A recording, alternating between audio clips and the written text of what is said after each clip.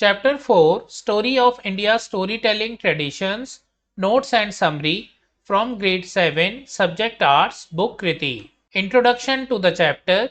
This chapter tells us about the rich storytelling traditions of India.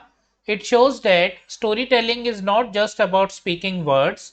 In India, storytelling became a beautiful performing art that included music, dance, pictures, and puppets. The chapter presents storytelling through the voice of Kathanjali, a character who loves the stories and represents the long journey of storytelling through time.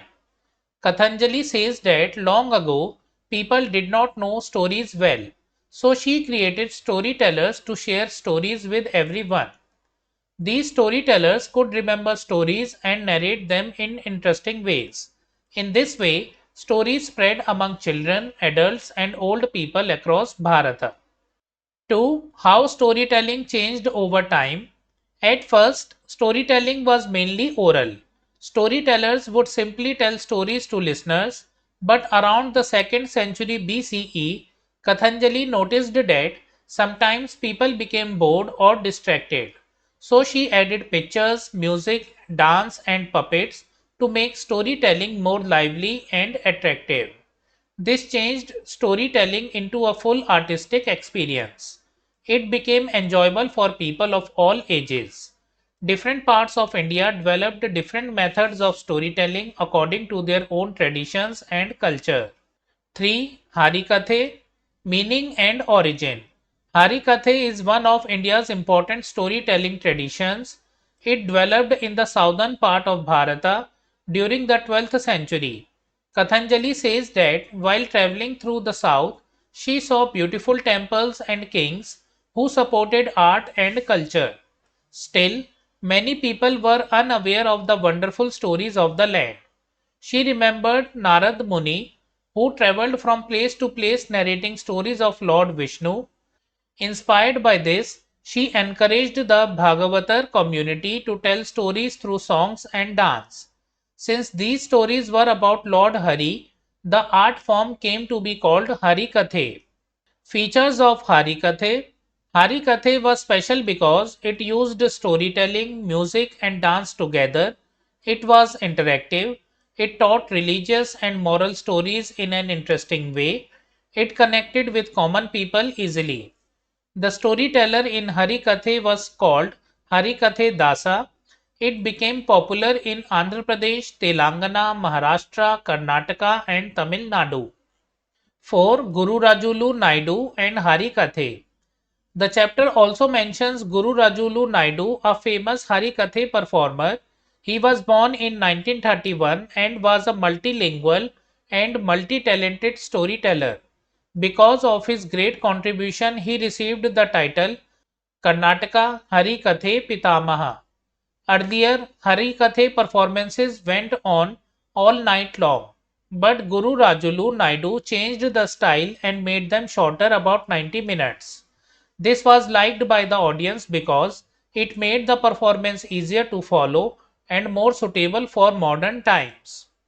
Some of his famous performances include Bhakt Markandeya, Bhakt Siriyala, Mahi Ravana, Maya Bazar, Nallathanga Devi, Gaja Govari Vrata, Sri Krishna Garudi, Lava Kusha. He also acted in films showing that traditional artists can contribute to modern media too. 5. Kaavad Katha, Meaning and Origin. Kaavad Katha is another important storytelling tradition. It is more than 500 years old and belongs to Rajasthan. Kathanjali explains that many common people could not read scriptures like the Ramayana, Mahabharata, and Puranas. So she asked the Bhats, a craftspeople community in Rajasthan, to create a storytelling form that used pictures. Pictures were useful because they did not need language, so anyone could understand them. The Bhats traveled from village to village carrying the Kaavad, a painted wooden storytelling box, and narrated stories in the local language. They also included songs. Stories told in Kaavad Katha. Kaavad storytellers narrated stories from the Ramayana, stories from the Mahabharata, stories from the Puranas, stories from the Panchatantra, stories from the Hitopdesha.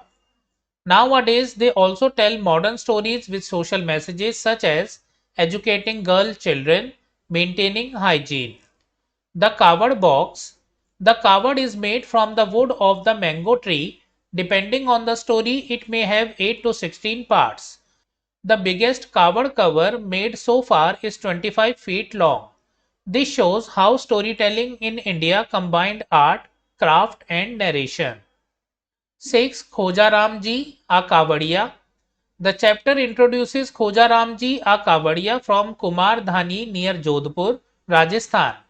He has been practicing Kaavad Katha for more than 40 years and is among few surviving Kaavadiyas. He says that earlier people believed in Gyan Dan Bhagwan and everyone would gather under a tree to listen to Kaavad Katha. For them, Kaavad was like a temple coming to them. People not only looked at God's image but also listened to the wisdom hidden in the stories. Kaavadiyas also maintained a book recording information about families in the neighborhood, including people who were living, dead, or newly born. This shows that the storytellers also had a social role in the community. 7. Other storytelling traditions through paintings.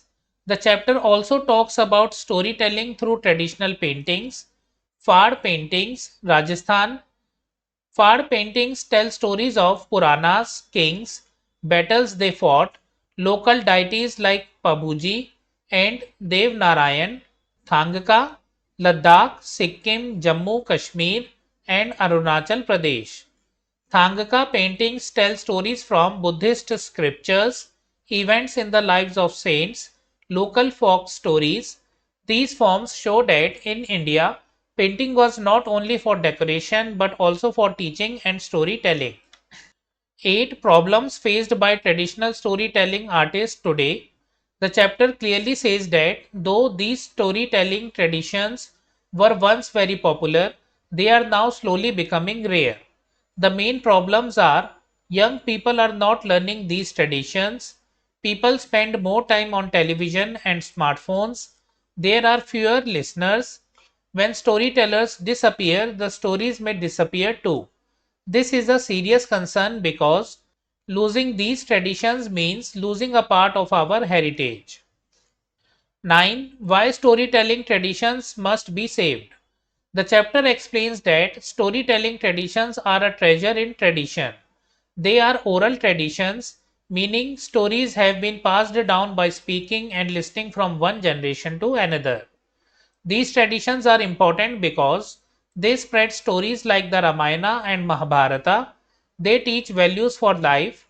Even people who cannot read or write can learn from them. They keep our culture and traditions alive. Oral tradition can survive even when books or digital data are destroyed. So the chapter encourages children to learn a storytelling style and help carry the tradition forward. 10. Learning activities in the chapter. The chapter also includes activities to make students creative. Circle time.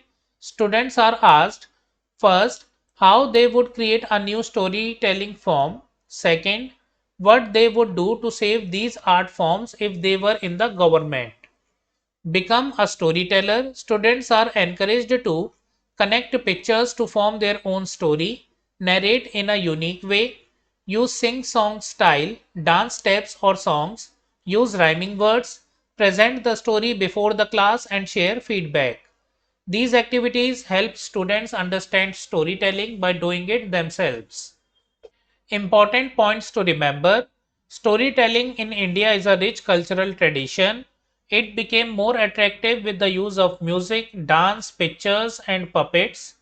Harikathe is a southern storytelling tradition based on songs and dance. Kaavad Katha is a picture based storytelling tradition of Rajasthan. Fard and Thangaka paintings also tell stories. These traditions are in danger because fewer young people are learning them. Storytelling traditions preserve culture, values, and heritage. Summary of the chapter. Story of India's storytelling traditions explains the beauty and importance of India's traditional storytelling forms. Through the character of Kathanjali, the chapter tells us how storytelling began as a way to share values and knowledge with people. Over time, storytelling became more interesting with the use of pictures, music, dance, and puppets. The chapter describes Harikathe, a storytelling tradition of South India, in which stories of Lord Hari are told through songs and dance. It also introduces Gururajulu Naidu, a great Harikathe artist, who made this art form more suitable for modern audiences. It then discusses Kaavad Katha of Rajasthan, where storytellers used a painted wooden box to narrate stories from scriptures and moral tales. The chapter also mentions Khojaram, one of the few surviving Kaavadiyas. In addition, it talks about Fad and Thangaka paintings as forms of visual storytelling. Finally, the chapter highlights the problems faced by traditional storytellers today. Because of television, smartphones, and lack of interest among young people, these art forms are slowly disappearing. The lesson teaches that storytelling traditions are precious because they preserve values, culture, and oral heritage. Therefore, we should respect, learn, and protect them. So friends, we have completed notes and summary of chapter 4, Story of India's Storytelling Traditions. We will do question answers, MCQs and extra question answers in a separate video. If you like the video, kindly like, hype the video and share it with your friends. Also subscribe to my channel and press the bell icon to receive new video notifications. We will meet in the next video. Thank you for watching.